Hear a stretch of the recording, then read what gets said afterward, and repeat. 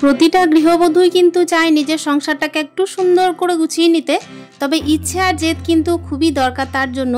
আসলে কি বলতো, জিনিস সাজিয়ে গুছিয়ে রাখতে কিন্তু দামি জিনিসের নয়, বরং ইচ্ছে আর জেদ থাকলে সস্তা জিনিস দিয়েও কিন্তু নিজের সংসারটাকে সুন্দর করে সাজিয়ে রাখা যায়। তো চলো আজকের ভিডিওটা এখান থেকে স্টার্ট করছি। Hello everyone, good morning, welcome back to my channel. আশা করছি সকলেই খুব ভালো আছো। বীরভূম জেলার ছোট্ট একটা শহর থেকে আমি সুধা আবারও চলে এসেছি নতুন দিনে নতুন আরও একটা ব্লগ নিয়ে। একদম সাথে থাকো আমার। আশা রাখছি আজকের ব্লগটাও তোমাদের প্রত্যেকের খুবই ভালো লাগবে। সকাল টাইমে এই যে দেখতেই পাচ্ছ একদম কিন্তু ফ্রেশ হয়ে চলে এসেছি এই যে সবজিগুলোকে একটু কেটে বেছে নিতে। ওইদিকে কিন্তু ফার্স্ট মর্নিং আমার ছেলের স্কুল ছিল, তবে আজকে ছেলেকে আমি স্কুলে পাঠাইনি। আসলে ব্যাপার হচ্ছে আমার ছেলের একটুখানি গ্যাস অম্বল হয়েছে, সেই কারণে ভাবলাম আজকে একটু স্কুল থেকে বিরতি দিই আর একটুখানি রেস্টের দরকার, যেহেতু কালকে ছেলে কিন্তু বমিও করেছে। তো চলো এদিকে কিন্তু সংসারের কাজটা তো করে নিতে হবে। ওইদিকে তো ছেলেকে শরবত দিয়েছিলাম একটুখানি আর ওষুধ দিয়েছি, তারপর দেখো সংসারের কাজে লেগে পড়েছি। হালকা পাতলার মধ্যে রান্না করব, সেই জন্য কিন্তু এই যে মা মোচা এনে দিয়েছিল, তো মোচাটাই ছাড়িয়ে নিচ্ছি। তবে মোচাটা ছাড়িয়ে নিতে গেলে কিন্তু একটুখানি তো জলে ভিজিয়ে রাখতে হবে, সেই কারণে ভাবলাম স্নানে যাওয়ার আগে একদম এই যে মোচাটা ছাড়িয়ে দিয়ে যাই। ওইদিকে কিন্তু গোপাল সোনার ওঠা হয়ে গেছে, সেবা হয়ে গেছে একবার।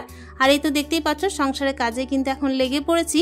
তবে কি বলতো, মোচাটা কিন্তু এই যে ছাড়াচ্ছি মানে ভেবো না যে একদম সম্পূর্ণটাই করব, একটুখানি রেখে দেবো তারপর কিন্তু করব। প্রথমে ভেবেছিলাম যে মোচাটা কিন্তু পুরোটাই করব, কিন্তু দেখলাম যে না, মোচাটা যখন আমি ছোলার ডাল আর এদিকে আলু দিয়ে করব তখন কিন্তু অনেকটাই বেড়ে যাবে।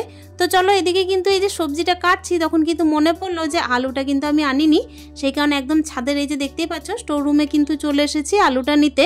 তবে আগে কিন্তু স্টোর রুমটা ছিল না, জানো তো, এই যে ইট বেঁচেছিল তো ঘরে যখন কাজ হয়েছিল আর বালিও বেঁচেছিল, সেই কারণে ভাবলাম যে এই দিয়েই কিন্তু একটা স্টোর রুম বানিয়ে দিই। তোমরা তো আগের ভিডিওতে দেখেছিলে, সেই কারণে কিন্তু নিচের এই যে রুমগুলো না একটুখানি গুছানো থাকে। স্টোর রুমে কিন্তু অনেকগুলো জিনিস থাকে। আর এই যে দেখতেই পাচ্ছ এই মাসিকে কিন্তু আগে অনেক ভিডিওতে তোমরা দেখেছো যারা আমার পুরনো বন্ধু, আর যারা এখন দেখছো তাদেরকে বলে রাখি এই মাসে কিন্তু আমার ইদানিং এর মানে হেল্পিং হ্যান্ড বলতে পারো এক কথায়। ইদানিং এর হেল্পিং হ্যান্ড এই কারণেই বললাম, কেন কি বাড়িটা তো আরম্ভ হয়েছে মোটামুটি ওই 2019-এ। তো বাড়িতে আমার একদম প্রবেশের পর থেকে কিন্তু কাজের কোনো রকমের লোক ছিল না বা হেল্পিং হ্যান্ড ছিল না। আমি কিন্তু হেল্পিং হ্যান্ডই বলার চেষ্টা করছি। একটা ইট গাঁথা থেকে শুরু করে কিন্তু এই ঘরের পিছনে অনেক অনেক পরিশ্রম করেছি, জানো তো। এতটাই পরিশ্রম করেছি, যখন একটা ইট গাঁথা হচ্ছিল তখন কিন্তু মনের মধ্যে একটা ধারণা ছিল যে ঘরে যখন প্রবেশ করব তখন একদম ঘরটাকে ঝাঁ চকচকে রং করে তারপর ঘরের মধ্যে সমস্ত রকমের ফার্নিচার কিনে একদম মডিউলার কিচেন বানিয়ে তারপর কিন্তু ঘরে প্রবেশ করব। কিন্তু এই তো বর্তমান দিনের যা বাজার দর, তাতে কিন্তু বুঝে উঠতে পেরেছি এখন সংসার করতে করতে যে একটা ঘরকে দাঁড় করানো কতটা বেশি পরিশ্রমের। আর এখন দেখো একটা একটা করে যখন সস্তার জিনিসগুলো কিনি না, আর সেই সস্তার জিনিসগুলোকে যখন একটুখানি জুগিয়ে রাখি আর সেটা দিয়েই নিজের ঘরটাকে সাজাই, তখন বুঝতে পারি যে ঘর বাড়ি সাজিয়ে গুছিয়ে রাখার জন্য কিন্তু কোনো রকমের কোনো দামি জিনিসের নয়, বরং ইচ্ছা, জেদ আর তার সঙ্গে হচ্ছে ভালোবাসা, এই তিনটে জিনিস কিন্তু সংসারের পিছনে দরকার। তো চলো এই যে কথা বলতে বলতে দেখলে ওইদিকে কিন্তু মাসি চলে গেল নিজের কাজে। আর এই তো দেখো আমি কিন্তু এখন এই যে সবজিটা কেটে নিলাম, সবজিও কেটে নিয়েছি, তার সঙ্গে কিন্তু সবজির সঙ্গে যে মশলাগুলো করব আদা রসুন পেঁয়াজ কুচো সেটাও কিন্তু কেটে নিলাম। তো চলো এটাকে গুছিয়ে নিয়ে একদম কিন্তু ঘরে চলে যাই। এরপর কিন্তু আমি দেখো স্নানে চলে যাব, যেহেতু আমার ছেলের দেখো এদিকে কিন্তু সকাল টাইমে স্কুল হচ্ছে আর আমি তো ছেলেকে স্কুলে পাঠাইনি, তাই চটজলদি পুজো টুজো দিয়ে ওদিকে রান্নাটাও বসাতে হবে। আবার এদিকে ছেলেকে টাইমলি ওষুধও দিতে হবে, কারণ একজন গৃহবধূ হিসেবে যেরকম নিজের সংসারে খেয়াল রাখছি সেরকম কিন্তু নিজের বাচ্চারও খেয়াল রাখছি। ইদানিং তো বলছি আমার ছেলের কিন্তু একটু গ্যাস অম্বল হচ্ছে, তো কাল থেকেই কিন্তু দেখছি একটু বমি বমি ভাব, সেই কারণে ওর দিকে তো খেয়াল করতেই হচ্ছে। আর এই তো দেখতেই পাচ্ছ নিজে কিন্তু সুন্দর করে পরিপাটি করে নিজেকে সাজিয়ে গুছিয়ে নিয়েছি। সাজিয়ে গুছিয়ে নেওয়া বলতে কিন্তু একটুখানি মানে পরিষ্কার পরিচ্ছন্নতা মেনটেন করা, এটাই কিন্তু আমি ফার্স্ট প্রায়োরিটি দিই মানে নিজেকে। কেন কি দেখো দামি কসমেটিক্স কিংবা হচ্ছে ঘর সাজাতে গিয়ে দামি ফার্নিচার আর দামি দামি জিনিসপত্র এগুলো না হলেও চলবে। এই যে দেখতেই পাচ্ছ এই যে নটামনির গাছ, যেটাকে আমি নটামনি বলি, অনেকে হয়তো টাইম ফুল বলো, তো এই টাইম ফুল গাছটা কিন্তু ফুল দেয় আপাতত দেখতে পাও তোমরা শীতকালীন টাইমে। আর এখন কিন্তু আমার গাছে ফুল ফুটছে একদম বলতে পারো এক ঝাঁক, মানে এতটাই ফুল ফুটছে যে দেখে কিন্তু আমি নিজেই মুগ্ধ হয়ে পড়ছি। সত্যি করে বলতে গেলে আমি নিজের সাজানো গোছানো এই যে সমস্ত ছোট্ট ছোট্ট সস্তার জিনিসগুলো আছে না, তার প্রতি কিন্তু প্রেমে পড়ে যায়, জানো তো। আর এটার কিন্তু আমি একরকম জননী হয়ে উঠেছি বলতে পারো, কেন কি ঘরে যে কোনো জিনিস যেগুলোকে আমি নিজে আর কি চাষ করেছি কিংবা হচ্ছে যেগুলোকে যত্ন করে একটু একটু করে বড় করেছি, সেগুলো কিন্তু বলতে পারো আমার একদম আত্মার সঙ্গে জুড়ে গেছে। আর এই গাছগুলো যখন আমি আর কি রেডি করেছিলাম না, তখন কিন্তু কিচ্ছু ছিল না, জানো তো। বর্ধমানে যখন আমি হাতের ইঞ্জেকশন নিতে গেছিলাম তখন হাজব্যান্ডকে আমি বলেছিলাম যে এই গাছের এই যে চারাগুলো বিক্রি করছে, 5 টাকা করে চারা বিক্রি করছিল। তো আমি না প্রায় 7-8 রকমের চারা কিনেছিলাম। তো সেইখান থেকেই একটা একটা করে আর কি ডাল দিয়েছিল, সেই ডাল থেকেই আমি অনেকগুলো টবে লাগিয়েছিলাম। কিন্তু তখন দেখো একদম মৃতপ্রায় দেখতে লাগছিল, আর এখন দেখতে পাচ্ছ কি সুন্দর হয়ে আছে। তাই দেখো ধৈর্যও রেখেছি, তার সঙ্গে জেদ রেখেছি যে এটার প্রতি কিন্তু আমাকে নজর দিতে হবে, আর একটা টাইম কিন্তু আমাকে এটা ফল দেবেই দেবে ঠিকঠাক করে।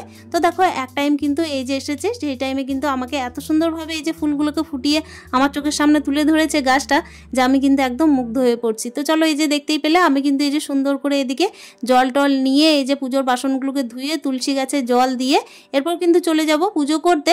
আর ওইদিকে কিন্তু আমার ছেলেকে মাঝে না একবার খাওয়া দাওয়া করেই দিয়েছিলাম, মানে খাওয়া দাওয়া করিয়ে দিয়েছিলাম বলতে কি শরবত, একটুখানি জল, মুড়ি, এই সমস্ত কিছুই ছেলেকে খাইয়েছিলাম। আর এখন দেখতেই পাচ্ছ আমি কিন্তু সুন্দর করে এই যে পুজোর বাসনগুলোকে ধুয়ে নিয়েছি, এটা কিন্তু নিয়ে চলে যাব। তার আগে দেখো ফুল তোলার ছিল, তো ফুলগুলোকে তুলে নিই।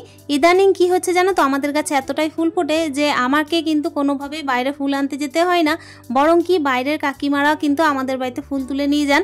আর সকাল টাইমে তো মা প্রত্যেক দিন গাছে থেকে ফুল নিয়ে যান। অ্যালামুন্ডা গাছটাকে তো তোমাদের প্রত্যেক দিনে আমি কোথাও না কোথাও হয়তো দেখিয়ে থাকি, আজকেই হয়তো দেখালাম না। তো ওখানেও কিন্তু এত সুন্দর ফুল হয় যে সবাই বলছে যে প্রত্যেক দিনই বলে যায় জানো তো, যে আমাকে একটা ডাল দিও, ও বলে আমাকে একটা ডাল দিও, ও বলে আমাকে একটু ফুল দিও। তো ফুল যখন কেউ অতিরিক্ত নিয়ে নেয় তখন একটুখানি কষ্ট হয়। আসলে গাছগুলো অতিরিক্ত দামি না হলেও কিন্তু এতটাই যত্ন পেয়েছে আর এতটা আমার ভালোবাসা পেয়েছে যে সেগুলো কিন্তু একদম সুন্দর করে এতদিনে ফুলও দিচ্ছে। তো দেখতেই পেলে এদিকে কিন্তু পুজোটা হয়ে গেল, ওইদিকে হরে কৃষ্ণ নাম আর তার সঙ্গে হচ্ছে হনুমান চালিসা পড়ে। তারপর দেখো আজকেও চলে এসেছি আমি এই যে দই চিড়ে নিয়ে খেতে বসেছি। আজকে কিন্তু দেখো দই চিড়ে খেয়েছি, কালকেও দই চিড়েই খাবো ভেবেছি। মানে কি বলতো, ইদানিং কি হচ্ছে যে মুড়ি খেলে না একটুখানি মনে হচ্ছে যে ভাতের টাইমে আর খিদে পাচ্ছে না, আর ওই কারণে ভাবলাম যে 2-1 দিন কিন্তু আমি দই চিড়েই খাবো। দই চিড়ে খেলে কিন্তু কোনো রকমে আমার অম্বল গ্যাস হচ্ছে না মনে হচ্ছে, সেই কারণে ভাবলাম যে এখন থেকে সেটাই করব। আর এখন দেখো ওদিকে টিফিনটা সেরে একদম চলে এসেছি রান্নাঘরে যে এসেছি ওইদিকে কিন্তু ভাতটা ডালটা অলরেডি নামিয়ে ফেলেছি।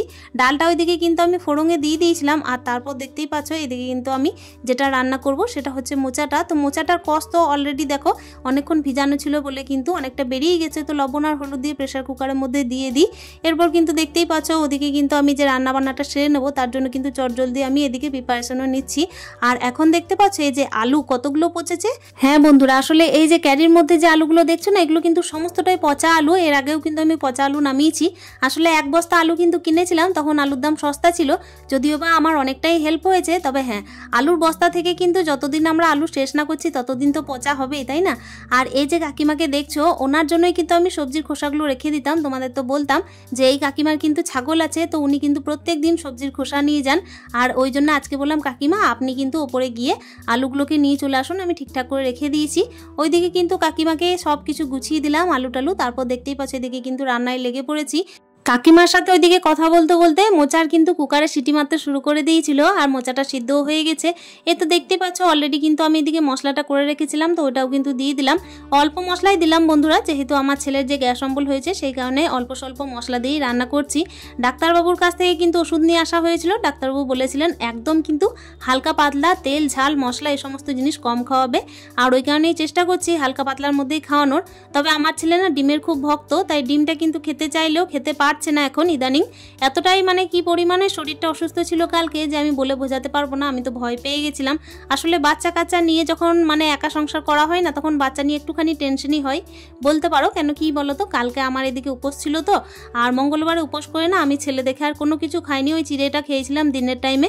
তারপর ওই আমার আর কি সারাদিনের শেষ খাওয়া হয়েছিল।